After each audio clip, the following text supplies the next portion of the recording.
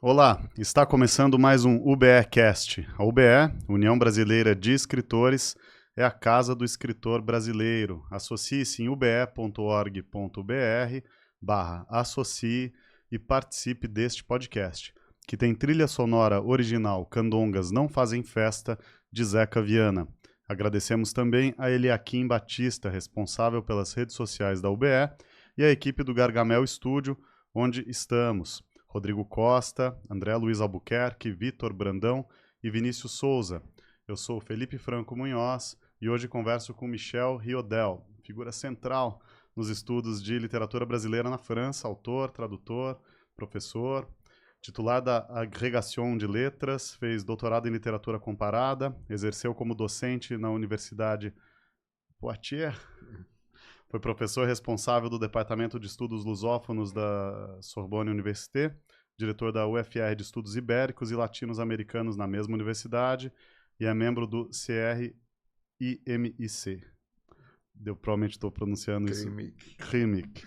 Sua pesquisa volta-se para a literatura brasileira e as circulações literárias Brasil-França, questões de intertextualidade, recepção e tradução. Suas análises da poesia marginal carioca, do modernismo brasileiro, de Júlio Verne, das metamorfoses da personagem de Caramuru, vamos falar sobre isso aqui hoje, ou mais recentemente em torno das narrativas e das iconografias sobre vegetais e paisagens. Muitos assuntos interessantes associam uma reflexão sobre o lugar singular da literatura nos regimes de conhecimento às questões de circulações e transferência.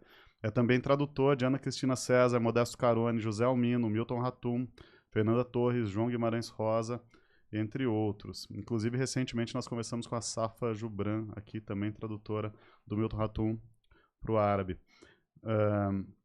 E tem vários livros aqui que a gente vai passar sobre tudo isso. Muito obrigado, Michel, pela presença aqui no UBEcast. Obrigado pelo convite.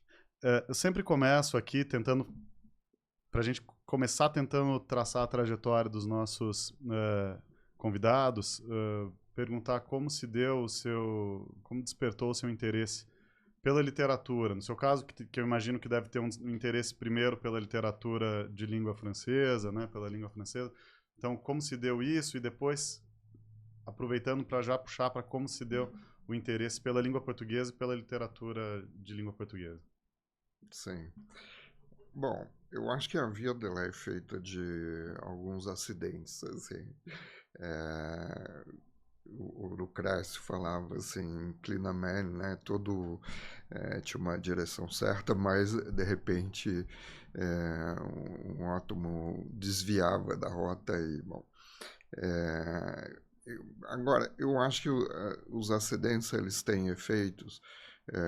Se já tem algum terreno para ficar atento aos efeitos e alguma disposição para aproveitar. Então, esse preâmbulo para dizer que, sim, eu, na verdade, me formei em letras na Sorbonne, isto é, mais literatura francesa, né? E por acasos diversos, eu acabei lecionando essa literatura francesa na Universidade Federal do Pará, em Belém. E aí o meu primeiro contato assim forte com o Brasil, primeiro acidente, digamos, que deixou muitos traumas e cicatrizes, mas tudo feliz. E aí comecei, enfim, é, falando português, né? Capaz de ler o português, eu... Quando você veio para o Brasil para lecionar na Federal do Do Pará, Pará, você já tinha conhecimento de português, de nada, literatura portuguesa? nada, Nada. Você nada. aprendeu aqui. Eu acho que a sorte é que eu também não tinha estudado o espanhol. Senão eu acho que hoje eu falaria um portunhol, né? E, mas essa aprendizagem de uma língua que se tornou realmente uma segunda língua para mim, é decisiva, porque aí você entra de outra maneira nos textos, né? Como já tinha um interesse pela literatura, obviamente, eu fui ler os escritores e poetas brasileiros, né? E você tem memória de qual autor primeiro te fisgou? Por qual caminho, qual foi sua porta de entrada na literatura brasileira? Foi mais a poesia, e o primeiro assim que me marcou, talvez no começo, foi o Goulart. Eu até entrevistei o Goulart depois, enfim, traduzi um pouco alguns textos, alguns poemas, uma fotografia aérea, Galo Galo, enfim, esse repertório. Mas aos poucos eu fui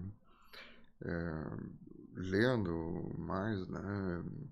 Eu tinha um projeto que nunca veio à luz, de uma antologia, e foi através desse projeto que eu cheguei à Ana Cristina.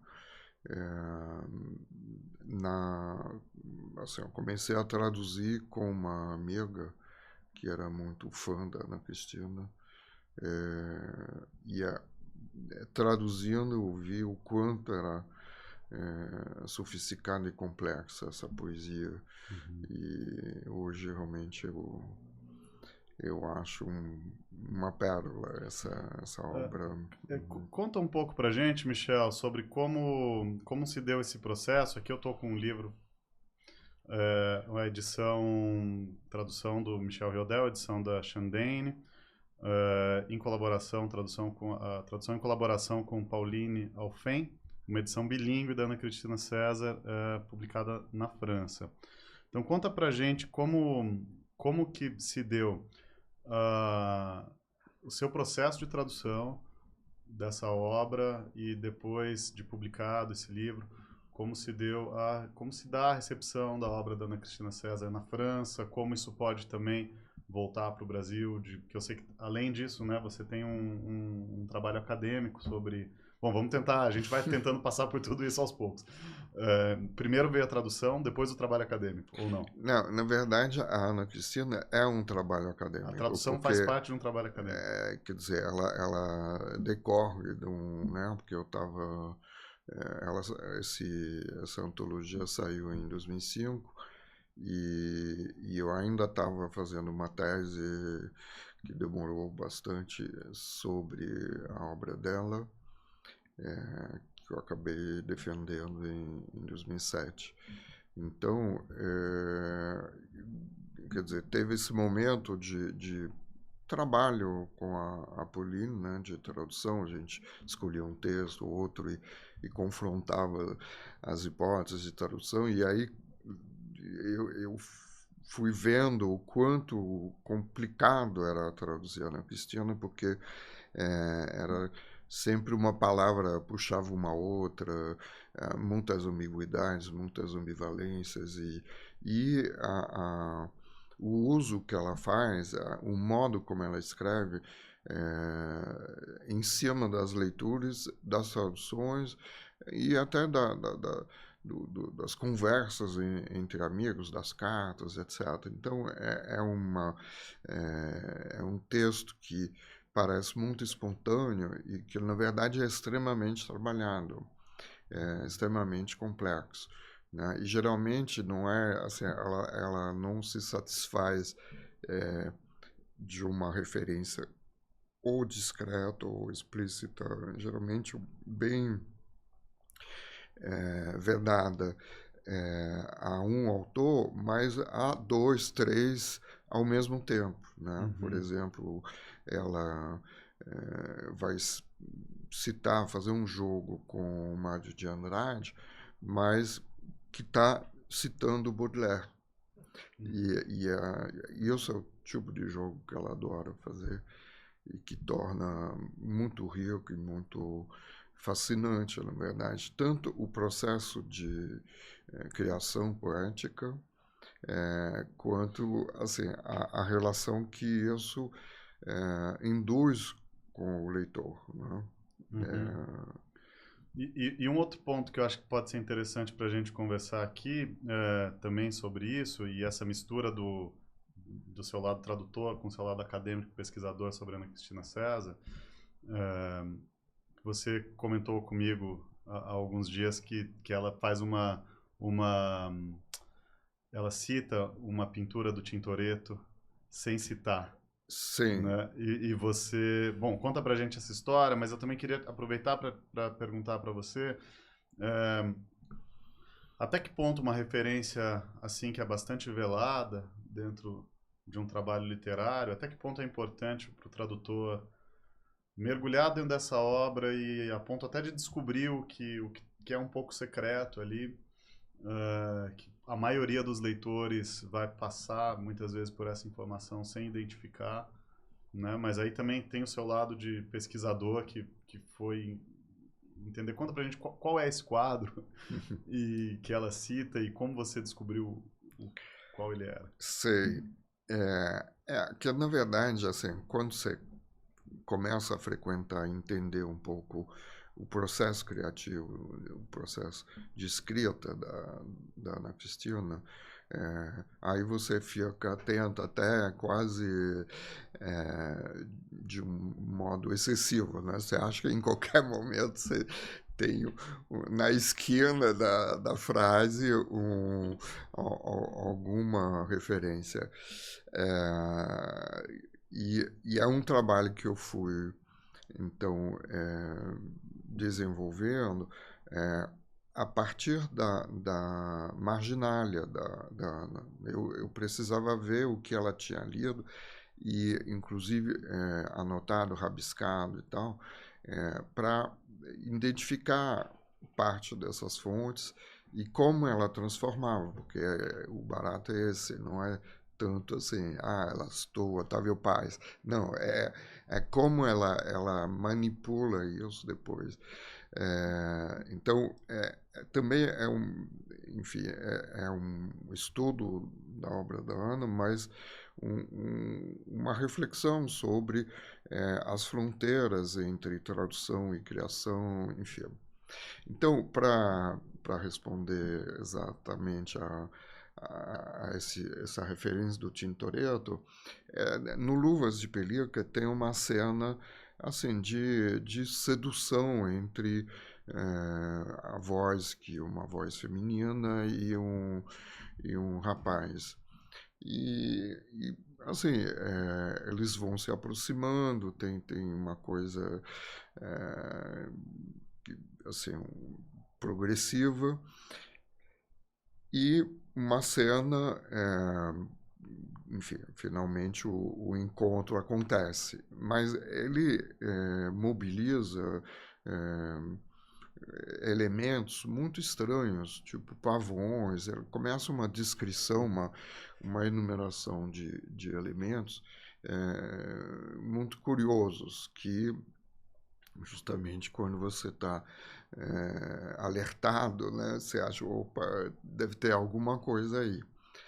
E os elementos que ela deixa no texto, assim, de modo muito disperso, Galeria Nacional e Tintoretto e, eu acho, cores do Renascimento, alguma coisa assim. Mas não exatamente no momento que ela vai usar o quadro do Tintoretto. Então, eu estava com essa pulga atrás da orelha e em Londres eu fui na National Gallery, né, conferir se tinha um quadro correspondendo a essa cena do Tintoretto, e tinha, né, que é o nascimento da a origem da Via Láctea, né? Uhum. E ela usa essa pintura um pouco como uma transcrição de uma cena sexual nesse parágrafo. Uhum. E, inclusive, assim, ela também sempre vai despistar, então bota aviões, que obviamente não tem no quadro do Tintoretto, enfim, é todo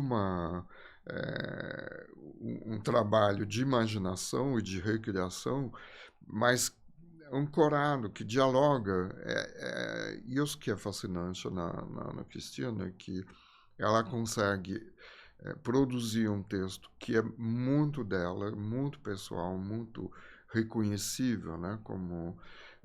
E ao mesmo tempo usando esse material.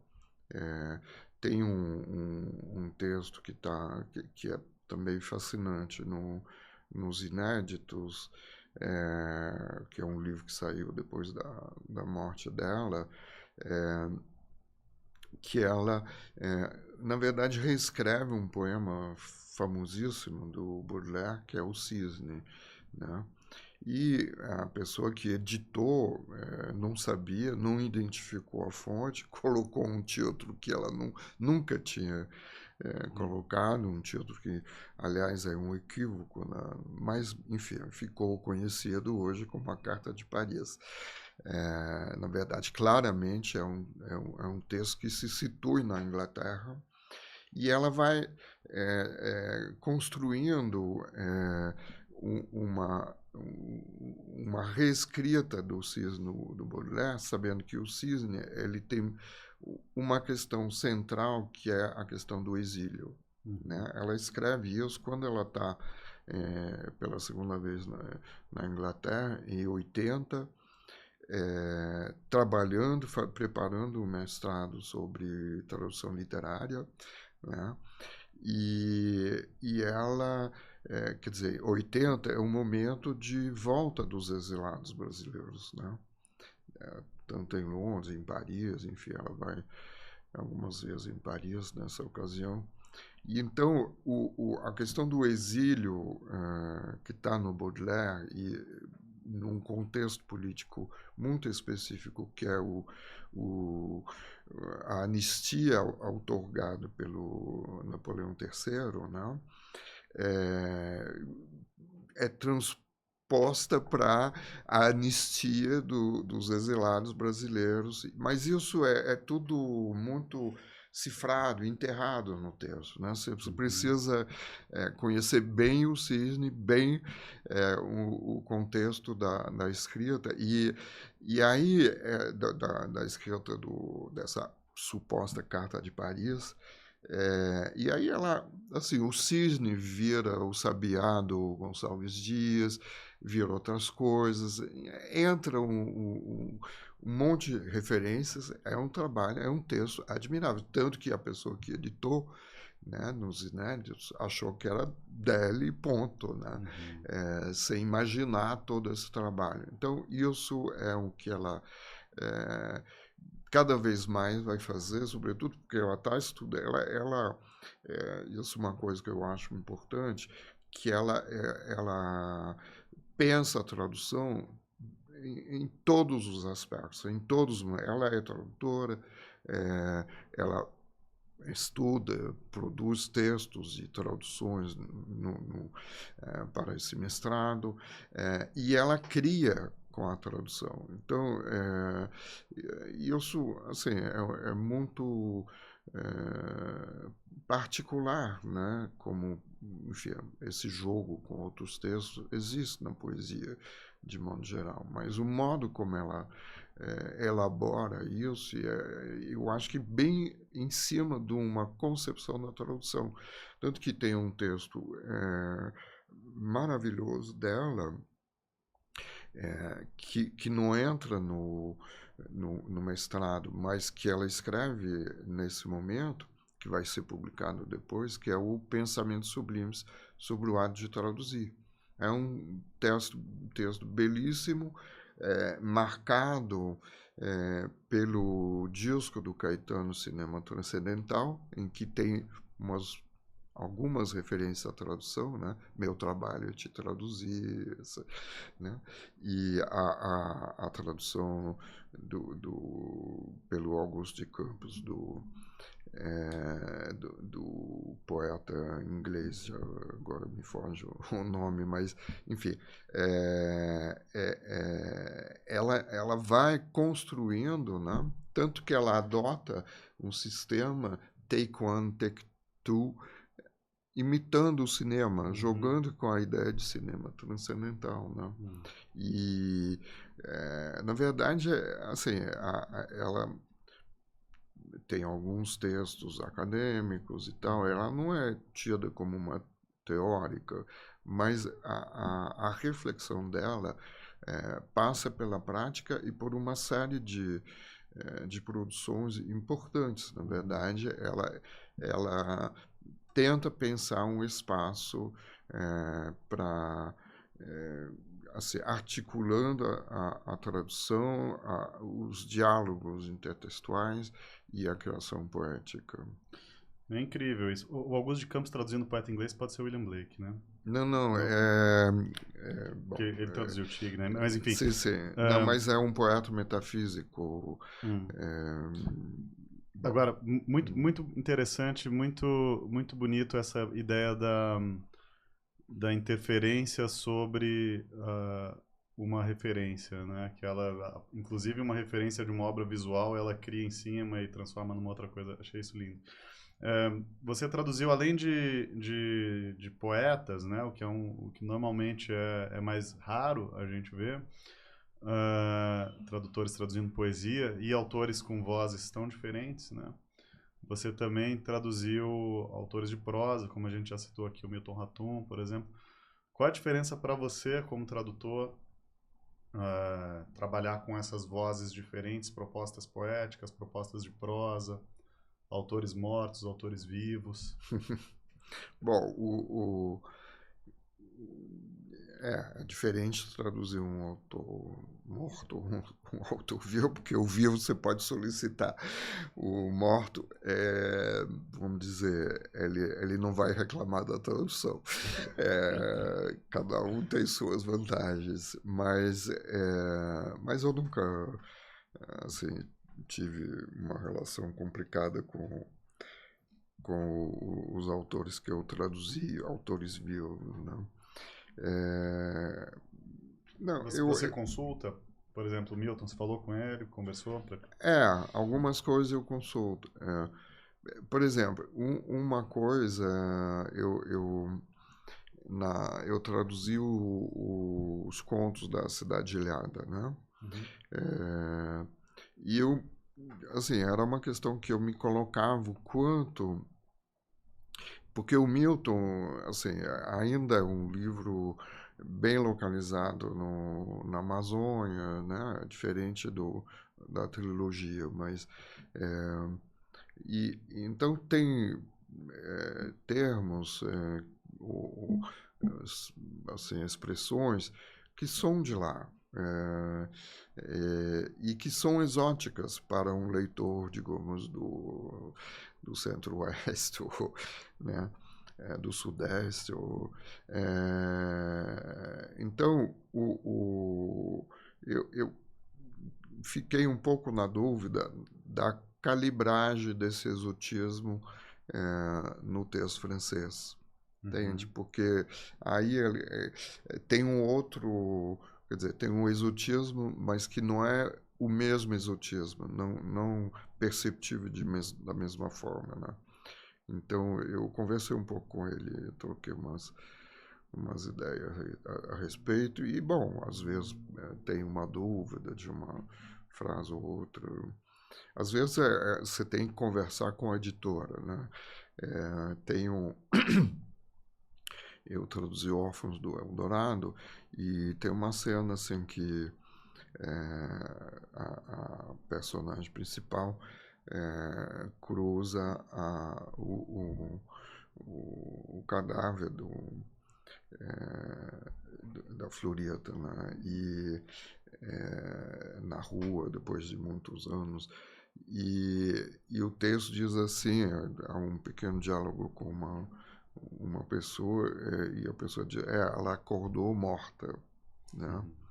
E eu mantive a expressão literalmente, né, em francês, e a editora achou que não podia deixar assim.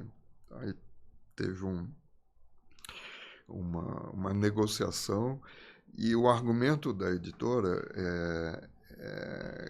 quer dizer, que eu acho que tirando, né, perdi a graça da expressão, né, mas o argumento da editora era assim, você não imagina quantas cartas vou receber por causa dessa expressão. Então, enfim, eu entendo, é interessante, a gente encontrou o meio do caminho aí para resolver. Mas, enfim, não dá para você sacrificar a singularidade do texto só porque você vai receber cartas de leitores depois protestando que não existe, né? E no caso, por exemplo, do Guimarães Rosa, aqui tem essa edição linda, também publicada pela Chandane, do Conto que Abre Sagarana, né? Que tem muitas invenções formais, né? Assim, de neologismos, né? Coisas desse tipo, né? Eu posso dizer que é uma edição bonita, porque realmente é o trabalho da Anne Limar e do ilustrador o Olivier Besson. É um belo objeto esse livro, né? Independentemente da tradução. Mas, assim, para falar um pouco dessa experiência de traduzir o Guimarães, geralmente, assim, você, numa prosa, né, você faz uma primeira versão rápida, você lê o texto em português, aí vem uma equivalência, enfim, uma tradução em francês, e aí depois você vai retrabalhar, peneirando, fazer essas idas e voltas entre o original e a versão francesa que vai tomando forma, né? No caso do Rosa, era impossível fazer isso, porque não vem assim de um jato uma primeira versão, mesmo que seja tosca, não dá. Não dá. Na verdade, você, para ter uma primeira versão de um parágrafo, às vezes você leva 2, 3 dias, né?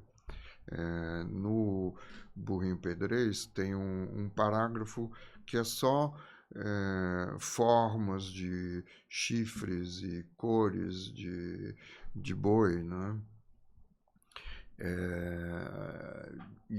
E aí, enfim, parte é inventado, parte é um conhecimento bem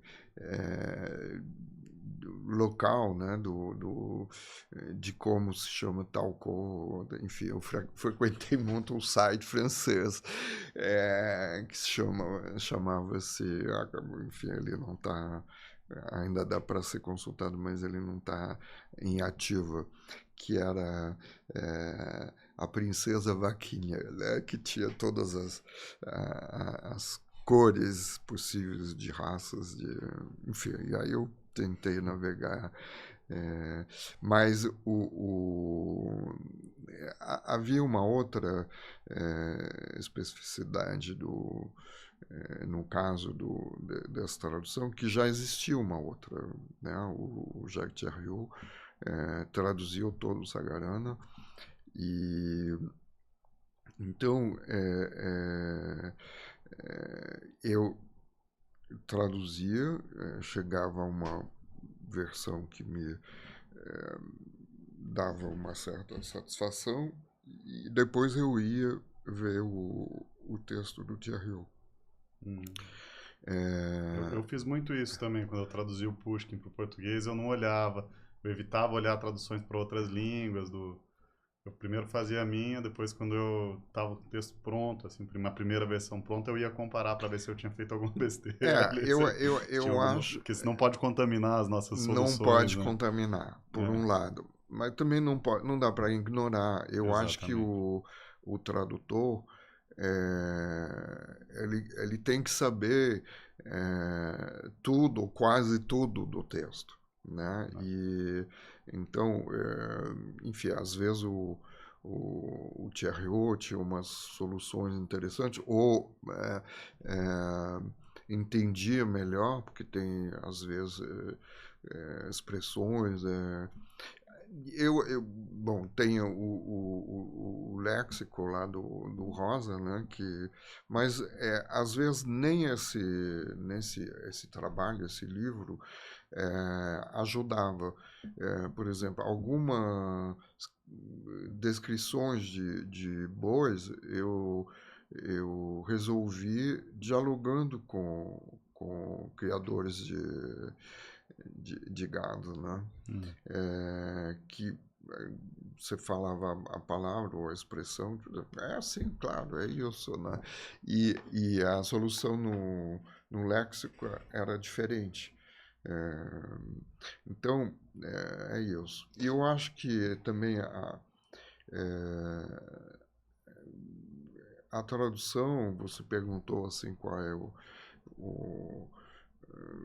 o registro, né, os mecanismos, se é diferente, prosa, poesia. Bom, claro, tem algumas diferenças, porque a importância do ritmo, enfim, mas no Rosa também tem, às vezes, essa importância, né?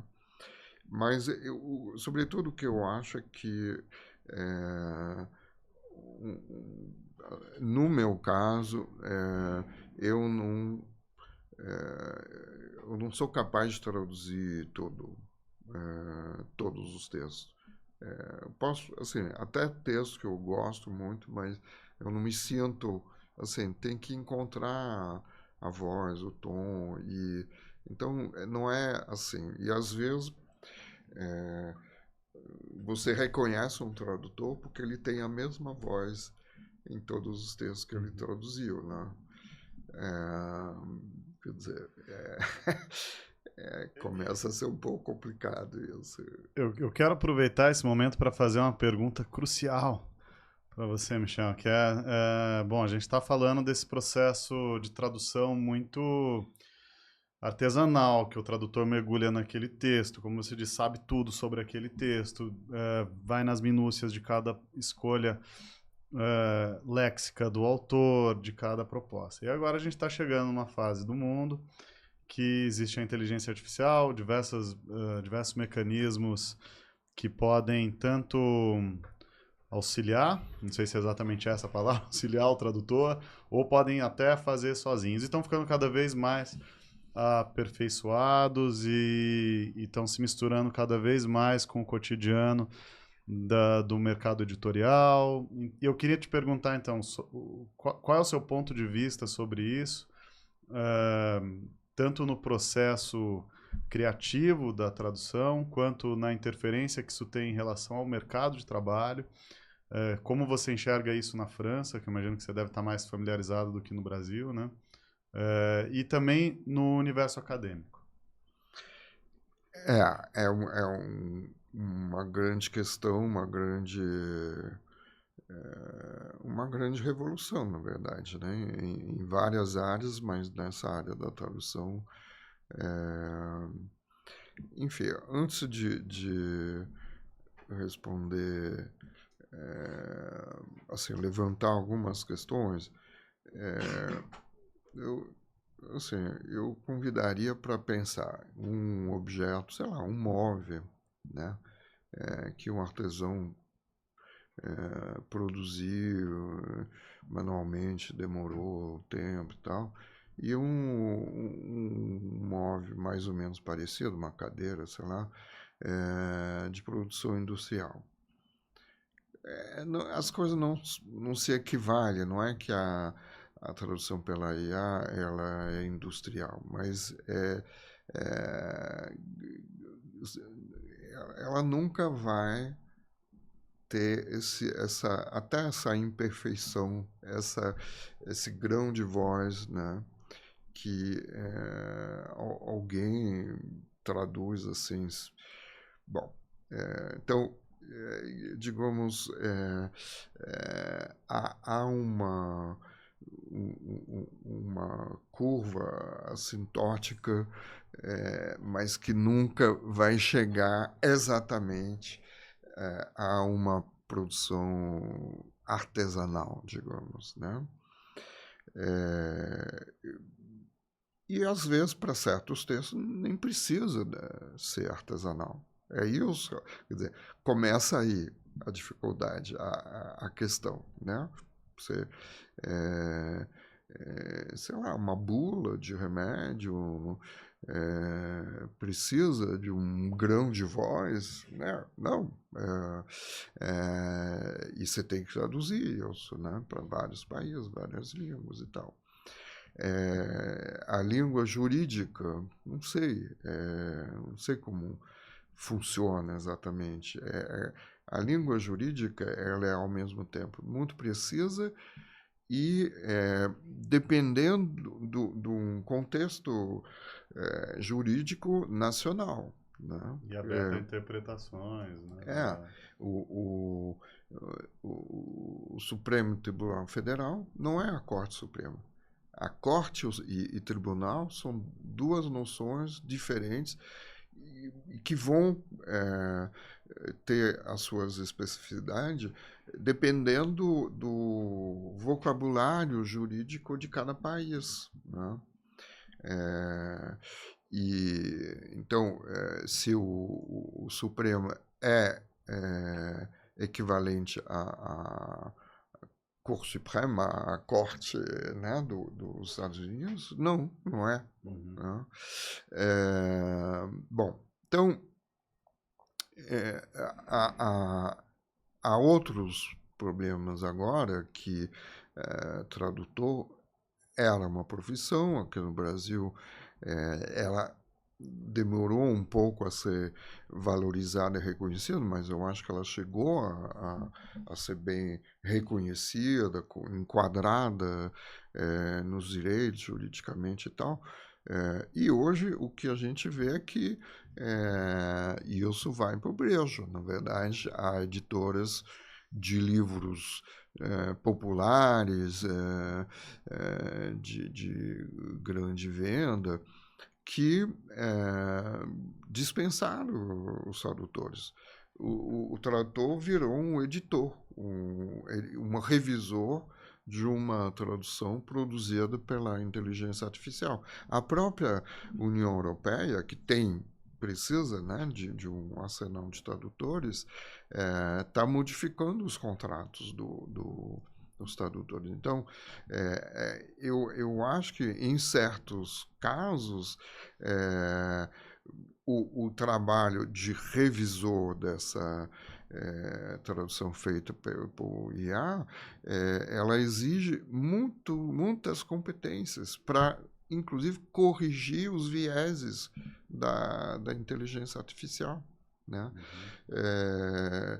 E no mundo acadêmico também é uma grande questão, né? Agora, nesse ponto que você estava falando, imagino que deve ter um problema importante que estou falando sem saber, tá? Estou supondo que a pessoa que é contratada para fazer uma revisão da tradução da IA provavelmente está sendo mais mal remunerada, está sendo pior remunerada do que Sim, o tradutor, né? sim, porque o contrato vai considerar que você passa menos tempo. Já tem uma versão e você só está conferindo, limpando, né? Mas, na verdade, às vezes não é assim. Mas isso depende muito né? Na verdade, não há uma tradução. Há sempre uma tradução dentro de um contexto para que público, que tipo de texto, etc. Né? E é claro que, assim, entregar o Rosa para a inteligência artificial para fazer uma tradução, porque a inteligência artificial ela precisaria de muita informação, muita informação. O Rosa é o tipo de escritor que, de modo diferente da Ana Cristina, ele esconde o jogo, né? Ele sabe muito mais do que o leitor comum e de que um tradutor. Quando eu traduzi o Burrinho, eu fui ver a correspondência com a Ariadne Dionis, a tradutora americana que traduziu Sagarana, né? E tem um momento assim que ela manda as propostas para ele, e ele geralmente ele costuma ser muito gentil, até bajulando o tradutor, né? E nesse momento ele reage de modo muito duro, né? E ele vai dizer na carta, não, essa solução não. E aí ele vai sugerindo umas outras possibilidades. Mas ele não explica por que não. Às vezes a Ariete ela manda assim, uma lista de nome de árvores, ou sei lá. Ele responde com mais nomes ainda. Às vezes ele é muito generoso, né? Nesse caso, ele guarda uma informação. E essa informação é o quê? Porque, na verdade, uma das assim, do subtexto do Burrinho é o Buda, né? Não é à toa que tem a personagem principal, que é Badu. Né? Badu é Buda e por aí vai. E eu, assim, pude me certificar que tem muitas referências ao budismo nesse texto. E essa era a questão, porque ela mencionava, a solução dela falava no inconsciente, que é uma coisa, assim, uma noção que não tem nada a ver com o budismo. E por isso que ele reagiu. Mas ele não explicou que não, que aí tem o budismo e não pode ter inconsciente e tal. Ele guarda muitas informações na manga. Como que vai uma inteligência artificial lidar com isso? É complicado, né? Não. Michel, nosso tempo aqui tá voando, mas eu até eu tinha preparado muitas perguntas aqui, eu ainda nem olhei para o meu material. Mas enfim, inclusive eu tô deixando ele de lado nesse momento aqui completamente. Mas quando eu estava te apresentando, eu falei de uma outra coisa que a gente retomaria e eu não quero deixar de passar, né, sem citar isso. Quando você chegou aqui no estúdio Gargamel, você foi o primeiro convidado que mencionou o fato de que não bom, é o Gargamel dos Smurfs, né? Mas tem uma outra história do Rabelais, né? Eu queria te perguntar quem é o Caramuru e qual é, mas muito resumidamente, sim, porque a gente não vai ter tempo para mergulhar nesse assunto. E qual é o seu projeto, um grande projeto de pesquisa, né? Tá aqui imagino, enfim, né? Mas se você puder que foi dar editado, infelizmente eu não encontrei o livro aqui no Brasil. Mas se você puder dar uma pincelada assim pra gente no Caramuru, um nome entre mito e história. Bom, a pincelada vai ser assim muito rápida num primeiro momento, aí depois a gente vê o quanto dá para desenvolver. Na verdade, um professor falou isso, e essa é uma segunda tese, uma espécie de segunda tese, né? E na banca, um professor, amigo, colega, falou assim, mas na verdade a sua questão é a transferência. Sim, a minha questão é a transferência. Como as coisas circulam, né? Como a Ana Cristina ela se aproveita de outros textos, como essa personagem de Caramuru, assim, para muitas pessoas, remete a um poema ilegível hoje, um poema heróico do Santa Rita Durão. Mas, na verdade, foi uma pessoa histórica, o Diogo Álvares, que existiu, não se sabe como ele chegou no Brasil, mas existiu e teve um papel de transferência, porque ele foi intérprete. Quando os jesuítas chegaram, ele ajudou bastante a interlocução com os índios tupis da Bahia, né? E então tem essa fase histórica. Eu tentei reunir o que tinha à disposição e depois vira essa história, ela tem camadas e camadas, né?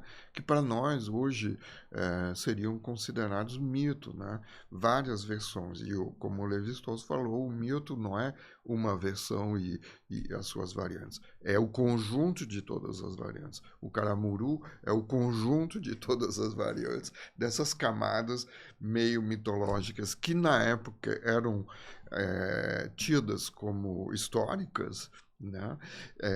E relidas no século XIX, quando a história muda de paradigma pelo Varnhagen, o Varnhagen vai dizer, não, mas isso tudo é fábula, é lenda, isso aí é o povo. Não, não era nada de povo, porque eram letrados, eruditos que escreveram essas histórias. Então eu fui pegando todas as etapas e comentando como se transformava, em que sentido, qual era a, a significação dessa mudança ou outra. Até o Varnhagen, na verdade, o Varnhagen vê muita coisa e é muito cego.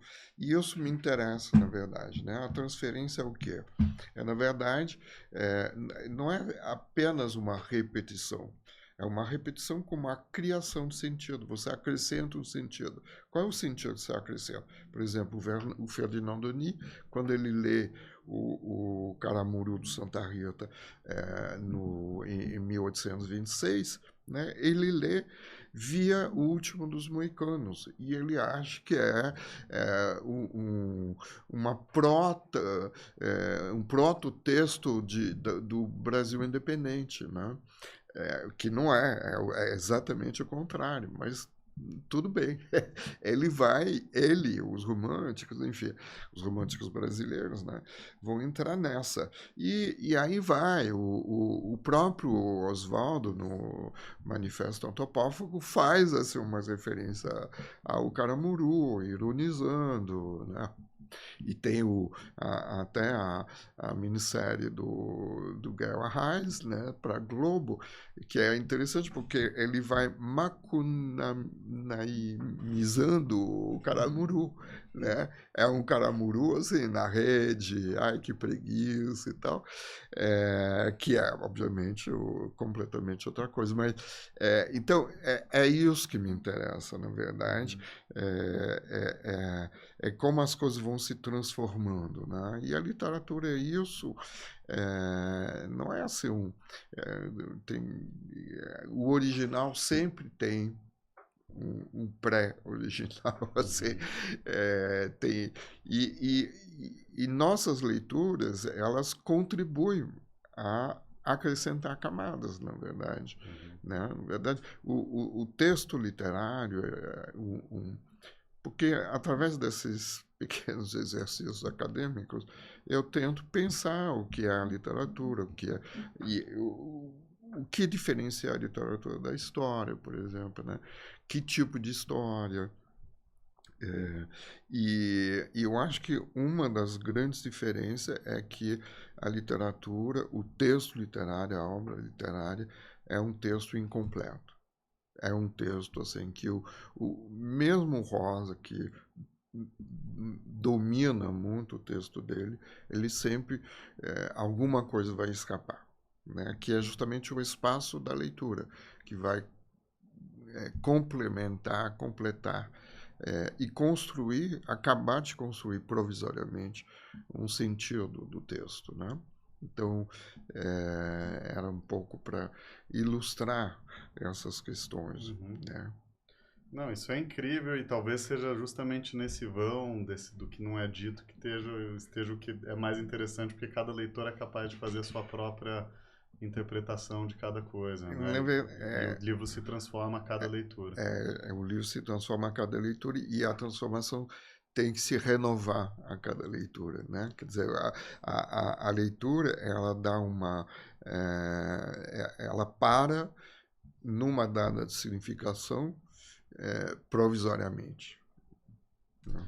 E então, assim, como nosso tempo está estouradíssimo, Michel, eu queria perguntar para você, assim, qual projeto agora interessa a você, o que você tem feito, tem algum novo projeto a caminho?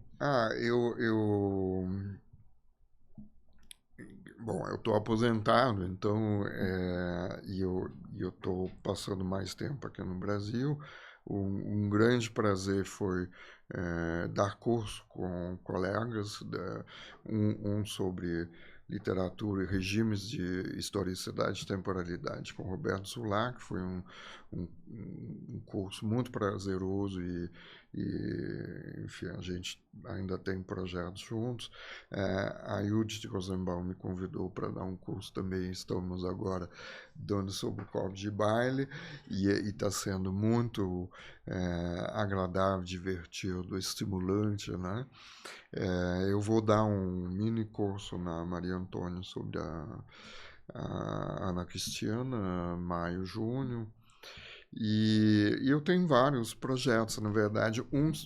A minha tese sobre a Ana Cristiana está saindo, já saíram 2 capítulos, mas daqui a pouco vai sair o conjunto todo. A tese que você publicou primeiro em francês, né? Agora tá Que saindo foi em saindo em francês português. e agora vai ser em português. E você tem traduzido alguma coisa de literatura contemporânea? Agora eu não estou, mas também é uma coisa que eu gosto de fazer. Mas enfim, agora tá difícil. Eu tenho orientantes também para levar a defesa. E eu queria reunir uma série de textos que eu publiquei aqui no Brasil para. Assim, projetos não faltam. Projetos não faltam. Michel, muito obrigado por conceder essa entrevista ao UBEcast. Quero agradecer aos nossos espectadores também, ao estúdio Gargamel, relacionado agora, sabemos, com Rabelais. A mãe do Gargantua. A mãe do Gargantua. Olha aí. Muito obrigado, Michel. Obrigado, Felipe.